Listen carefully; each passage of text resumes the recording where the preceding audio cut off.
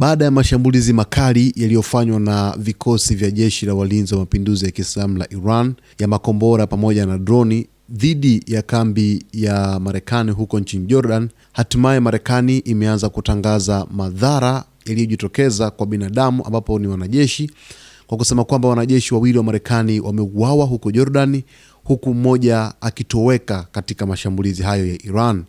Taarifa inasema kikosi cha kati cha jeshi la Marekani CENTCOM kimethibitisha kuwa wanajeshi wawili wa Marekani wameuawa na mwingine mmoja ametoweka kufuatia mashambulizi ya makombora ya balistiki na ndege zisizo na rubani yaliyofanywa na Irani dhidi ya vikosi vya Marekani nchini Jordan. Kwa mujibu wa taarifa ya CENTCOM, tukio hilo lilitokea Julai 17 wakati majeshi ya Marekani na washirika wake yalipokuwa yakijilinda dhidi ya mashambulizi hayo. Mbali na vifo hivyo, wanajeshi wengine 4 wa Marekani walipata majeraha na kuhamishwa katika hospitali nchini Jordan kwa matibabu.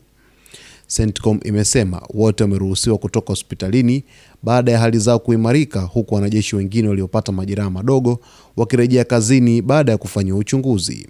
CENTCOM imesema haitatoa taarifa zaidi kwa sasa, ikiwemo majina ya wanajeshi waliofariki hadi saa 24 zipite tangu familia zao ziarifiwe rasmi kuhusu vifo hivyo. Taarifa hiyo inakuja wakati mvutano kati ya Marekani na Iran ukiendelea kuongezeka kutokana na mashambulizi ya pande zote katika eneo la Mashariki ya Kati. Sasa baada ya Marekani kuripoti kwamba vifo vya wanajeshi vimeanza kutokea huko nchini Jordan, ni baada tu ya mashambulizi ambayo yamehusisha droni pamoja na makombora kutoka katika Jamhuri ya Kiislamu ya Iran. Na kwa kiasi kikubwa sana hali inazidi kuwa tete kutokana na uhalisia ambao unaendelea huko Mashariki ya Kati, mapigano yakizidi kushamiri huko katika ukanda wa Mashariki ya Kati. Basi kwa taarifa zaidi ni kuombe uendelee kuwa nasi wakati wote hapa. Nitakujuza yote ambayo yanajiri katika anga za kimataifa.